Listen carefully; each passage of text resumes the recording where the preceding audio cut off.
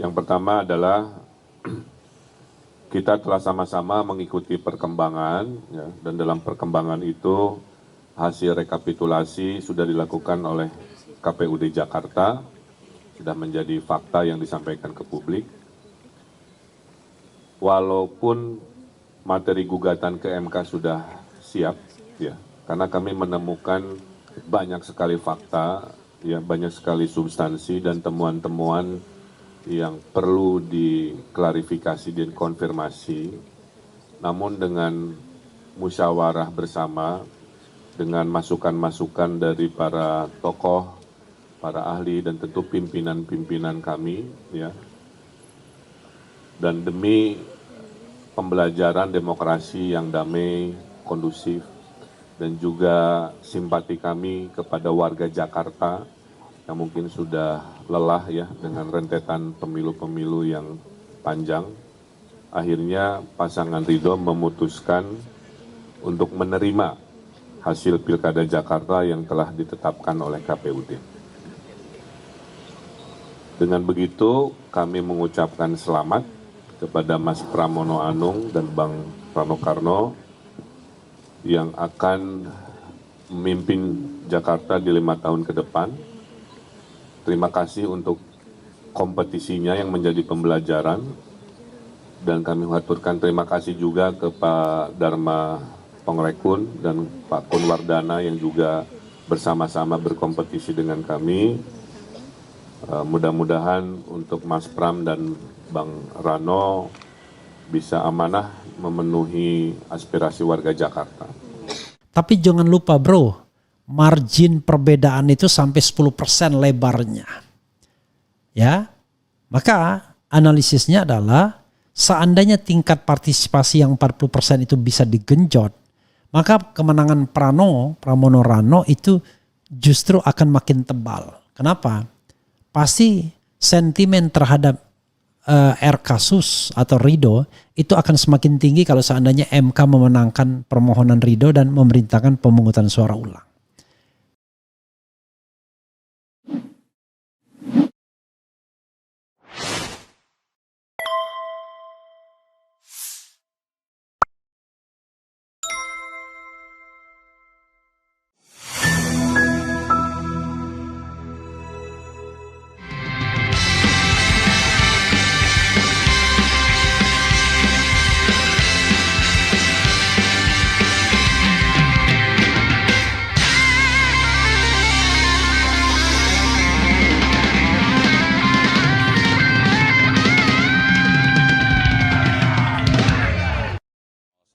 Maupun 02 yang tidak menyampaikan gugatan ke MK, artinya Jakarta segera bisa konsentrasi untuk berbenah. Pemilihan gubernur di Jakarta kali ini adalah pemilihan yang tingkat tensi politiknya itu paling rendah.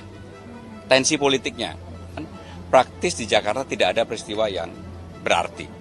Ya, saya secara pribadi baik pasangan 01 maupun 02 yang tidak menyampaikan gugatan ke MK mengucapkan terima kasih. Artinya Jakarta segera bisa konsentrasi untuk berbenah. Assalamualaikum warahmatullahi wabarakatuh. Sobat RH sekalian, jumpa lagi kita di channel yang keren ini. Keren, cadas. Ya, sobat RH sekalian, akhirnya Ridho tidak jadi menggugat, ya. Tapi jangan salah ya, margin atau perbedaan antara Ridho dan Prano itu bukan 0,7%, tetapi lebih dari 10%, mungkin 11% ya. Jadi saudara sekalian, tidak menggugat itu tidak berarti kemudian mereka legowo, belum tentu juga. Jadi bisa jadi karena ada perhitungan-perhitungan. Nah, dalam konteks ini saya mengakui bahwa saya salah ya. Saya kalah ya dengan tebakan Anies ya. Kenapa? Jadi waktu ke Solo kemarin, bukan ke Solo sih, ke Bali ya, tanggal 29 November untuk menghadiri namanya Mukernas Musyawarah Kerja Nasional Ikadin, saya ngomong kalau margin perbedaan itu tipis itu biasanya pasangan akan mengajukan calon, saya bilang. Tapi Anies bilang enggak mungkin mengajukan karena Prabowo tidak mau ribut-ribut lagi di Jakarta. Sebenarnya saya hampir benar dan Anies hampir salah kalau tidak ada konstelasi terakhir yang kelihatannya membuat istana ngeper untuk mengajukan permohonan, ya. Karena niat mengajukan permohonan itu sudah disiapkan sampai detik-detik terakhir. Bahkan lawyernya mengatakan persiapannya sudah 97%. Tapi kemudian akhirnya tidak diajukan. Ya, saya menduga ada beberapa sebab yang harus kita pertimbangkan sebagai bahan analisis ini. Tapi coba kita lihat beberapa judul berita, ya. Kemenangan Pramono Rano dan bayang-bayang kekuatan Kim di DPRD Jakarta. Ketua P3 Jakarta terkejut Ridho batal gugat ke MK tak dibicarakan. Ya itulah. Kemudian jubir Pramono Rano hormati Ridho dan Darmakun tak gugat Pilgub Jakarta. Oh ya, Darmakun juga tidak gugat juga, ya. Batal ajukan gugatan, pasangan Ridho resmi kalah di Pilkada Jakarta. Oke, itu antara lain, ya. Dan kita tadi juga sudah mendengarkan Pramono. Jadi sahabat sekalian, ada beberapa faktor yang menyebabkan permohonan tidak jadi diajukan menurut analisis saya. Oke, pelan-pelan, ya. Pelan-pelan. Pertama adalah kita lihat dari sudut jarak, ya, jarak angkanya. Memang kalau 50% satu plus satunya kan 0,7% saja. Dikurangi 0,7%, suara Prano menjadi 50% atau kurang, maka akan ada putaran kedua. Tapi jangan lupa bro, margin perbedaan itu sampai 10% lebarnya. Ya, maka analisisnya adalah seandainya tingkat partisipasi yang 40% itu bisa digenjot, maka kemenangan Pramono Rano itu justru akan makin tebal. Kenapa? Pasti sentimen terhadap R kasus atau Ridho itu akan semakin tinggi kalau seandainya MK memenangkan permohonan Ridho dan memerintahkan pemungutan suara ulang. Let's say misalnya dari 40% itu 10% ikut mencoblos. Maka mereka yang mencoblos itu tidak mungkin semuanya atau sebagian besarnya ke Ridho, pasti ke Pramono Rano. Karena jangan lupa, ya, di Pilkada DKI Jakarta itu bentuk perlawanan itu ada dua terhadap kartel politik. Satu, mendukung Pramono Rano sebagaimana dilakukan oleh Anies. Kedua, golput, ya, tidak memilih. Ya, walaupun kemudian orang mengatakan tidak memilih itu kan merugikan Pramono Rano. Enggak juga. Karena sebenarnya itu ekspresi perlawanan juga sesungguhnya. Ya. Jadi kalau seandainya mau diulang, itu marginnya tinggi, makin tinggi. Jadi tidak ada hopeless kalau mengandalkan sebuah election yang katakanlah yang benar, ya. Kecuali tadi at all cost, ya, at all cost harus menang di Jakarta dengan menggerakkan parcok, menggerakkan semua kekuatan. Nah, kalau itu terjadi, bisa jadi kemudian eskalasi akan semakin tinggi dan ini akan sangat tidak menguntungkan pemerintahan Prabowo Gibran, Prabowo, ya. Karena itu akhirnya pilihan untuk tidak mengajukan permohonan itu pilihan yang menurut saya logis dan rasional. Oke, satu analisisnya. Yang kedua, pemerintahan Prabowo sepertinya memang tidak ingin terjadi yang namanya destabilisasi, ya. Terjadi destabilisasi politik, dia nggak mau. Karena misalnya MK memenangkan Ridho dan memerintahkan pemungutan suara ulang, maka terjadi destabilisasi politik. Apalagi kemudian bocor, misalnya percakapan, loh kok bisa kalah, bisa 2 putaran apa enggak dan lain sebagainya.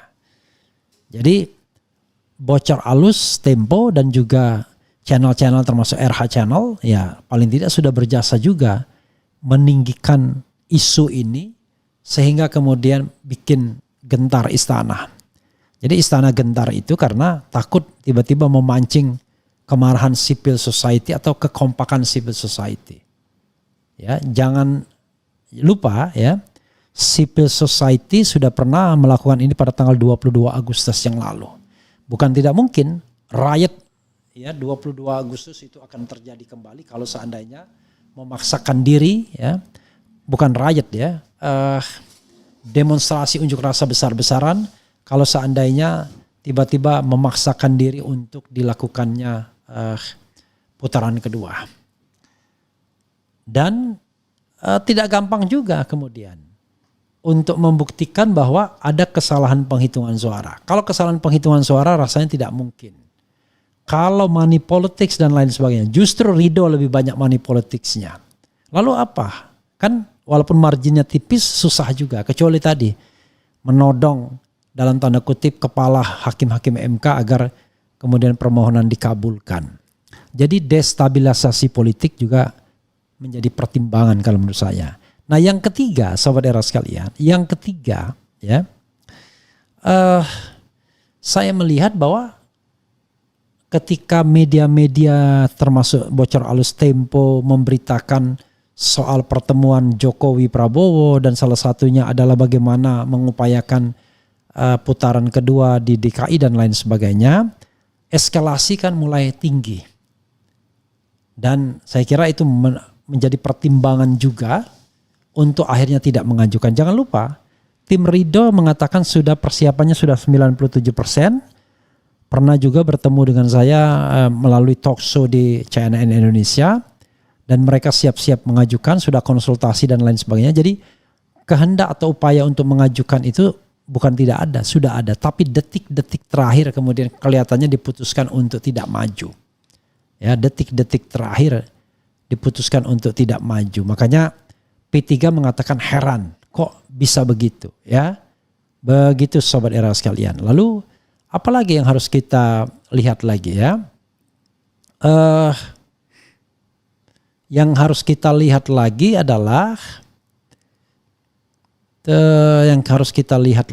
adalah yang terkait dengan sosok Pramono itu sendiri ya. Saya dari awal mengatakan Pramono ini orang yang kanan kiri oke, atas bawah oke. Bukan berarti dalam pengertian pragmatis, karena dia tidak punya sejarah berhadapan dengan banyak pihak. Dia bukan center of excellence. Ya. Dia bukan orang dalam gravitasi Jokowi. Peran dia tidak lebih signifikan dibandingkan misalnya Pratikno yang jauh lebih dipercaya. Pramono menjalankan peran in between, jembatan antara Megawati dan Jokowi. Pramono juga duduk dalam satu kabinet dengan Prabowo Subianto dan sekarang bukan anak buahnya lagi. Jadi ketika Pramono Anung menemui Prabowo misalnya, kita jadi bertanya-tanya, loh kok Pramono menemui Prabowo Subianto? Ada yang mengatakan karena permintaan Mega, artinya dia yang dipercaya Mega untuk menjadi bridging jembatan lagi-lagi, atau karena diperintahkan oleh Prabowo, artinya dia juga punya akses terhadap Prabowo Subianto. Jadi saya sudah mengatakan sama Jokowi nggak ada masalah karena Pramono Anung melapor ke Jokowi ketika konon katanya ketika dia ditunjuk oleh Megawati. Jadi ini faktor yang membuat Jokowi pun lega ketika kemudian PDIP dengan dalam tanda kutip dengan ancaman tertentu tidak jadi mengusulkan Anies Baswedan dan kemudian mengusulkan Pramono. Yang saya katakan awalnya paket bunuh diri. Ya, memang sejak awal ya sebenarnya Pramono ini underdog. Tetapi kenapa bisa menang? Ya salah satunya adalah sentimen warga Jakarta terhadap, jadi bukan faktor menangnya itu bukan faktor Pramono. Faktor menangnya itu adalah faktor sentimen warga Jakarta terhadap pasangan Ridho. Sentimen itu, ya, perlawanan tersebut diwujudkan dengan dua hal, dengan golput atau gercos dan dengan mendukung Pramono Ratno sebagaimana dilakukan oleh Anies Baswedan. Maka hasilnya adalah kemenangan bagi Pramono Ratno. Begitu saudara sekalian, bukan karena sosok Pramono Anung. Pramono Anung tidak cukup dikenal sesungguhnya, tetapi kelihatannya nasib baik menghampirinya karena sentimen terhadap Ridwan Kamil serta Suswono tinggi sehingga kemudian mereka jadi kalah dari optimisme yang semula pengen menang ternyata pasti menang, ternyata mereka akhirnya kalah, ya. Jadi begitu sobat RH sekalian, ya. Itu yang saya lihat, ya. Oke. Coba kita bacakan komentar sobat RH sekalian, ya. Rakyat siap tumbangkan partai yang dipilih ataupun di-endorse Mulyono. Kalau selisih 10% sangat sulit mau dicurangi. Jika 3% selisih bakal dijadikan 2 putaran. Ya itu juga, ya. Piye kabare Bang Dian Sastro, ya. Mudah-mudahan Dian Sastro sungguhan. Kalau Dian Sastro sungguhan luar biasa, ya. Kemudian apa lagi, ya? Kemenangan Prano adalah hukuman bagi PKS karena tidak mendukung Pak Anies. Salah satunya, ya. Kemudian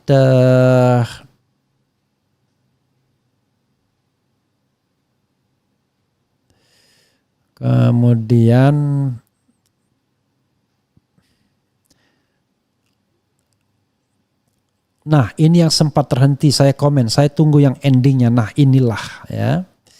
Jadi ngeri-ngeri sedap kalau ada yang kangen-kangenan. Bang, undang podcast Syahganda yang getol mendukung Prabowo. Kami ingin tahu sampai mana kelanjutan paguyuban Tapol-Napol yang katanya akan diberikan rehabilitasi oleh Prabowo atau hanya omon-omon. Ya nantilah, ya. Kita undang, ya. Dengan terpilihnya Pramono Ratno, semoga semua masalah di Jakarta akan terselesaikan. Contohnya warga Kampung Bayam dan lain-lain. Semoga warga Jakarta bahagia, ya. Sebelum kalian kemudian kecewa, ya. Sekarang mudah-mudahan kalian bisa menikmati kebahagiaan itu. Menurut feeling saya Pak Anies Presiden Indonesia 2029, insya Allah apapun strategi si Mulyono, dia dan lain tak akan mempan walaupun itu si Ibu Mega atau Prabowo. Oke.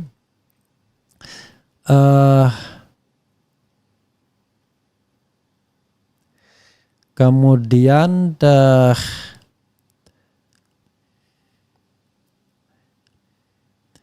Sekjen Gerindra yang ketua MPR sudah ngomong kalau tidak mau dukung gugatan ke MK. Jadi siapa partai yang dukung, pupus sudah ridho dan tidak pede mau gugat ke mahkamah, menyerahlah.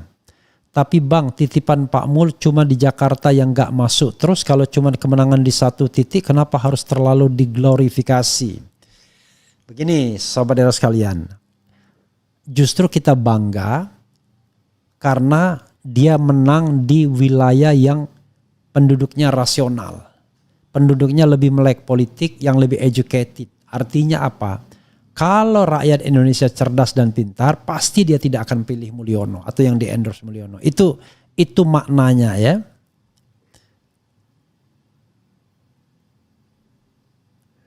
Prof, apa Aba bisa menjabat jadi Komut BUMD atau Kadis, Kabak, jabatan struktural Pemda Jakarta yang lain? Wah, masa Aba jadi kepala dinas bro? Masa jadi Komut BUMD bro?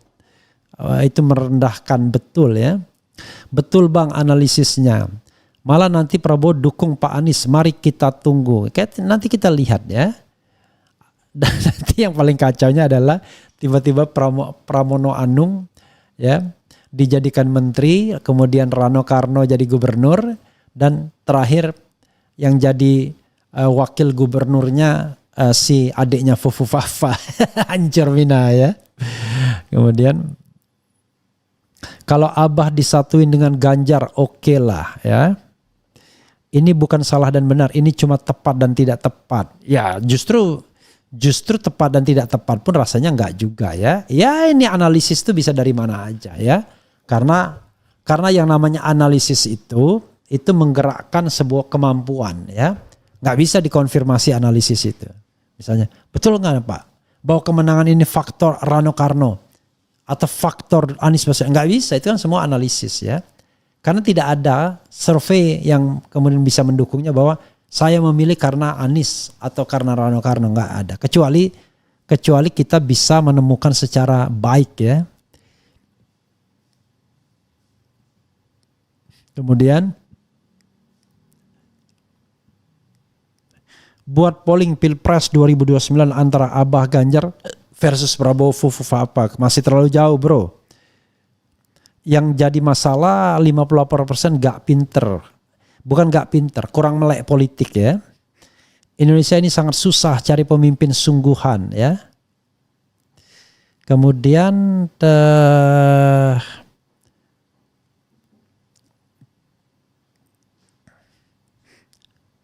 ada yang mau adu domba nih ya. Kemudian kami yakin, SE yakin 2002 Anies pasti akan menjadi presiden ya. Ini bukan soal keyakinan ya. Ini soal apakah memang masih ada peluang atau tidak. Jadi saudara sekalian, sekali lagi ya, congratulations ya, saya ucapkan kepada Anies Baswedan yang sudah menjatuhkan pilihan kepada Pramono Rano dan itu signifikan memenangkan Pramono Rano. Congratulations kepada siapapun yang mendukung Pramono Rano, tapi tolong ya, good governance dan clean government ditegakkan. Ya, good governance dan clean government ditegakkan. Ya, jangan Anda bagi-bagi kekuasaan atau bagi-bagi kue kekuasaan atau Anda menagih. Ya, karena Anda menjadi tim sukses tiba-tiba tagihannya adalah jabatan dan lain sebagainya. Ya, kalau Anda relawan yang ikhlas ya sudahlah ya. Kalau jabatan itu mampir ke Anda dan memang Anda merasa cocok, Anda merasa punya kemampuan silahkan. Tapi kalau Anda kemudian tidak akan komit ya, hanya akan mencari tambahan dan lain sebagainya, jangan begitu ya. Itu saja. Wassalamualaikum warahmatullahi wabarakatuh. Keren, cadas, cia.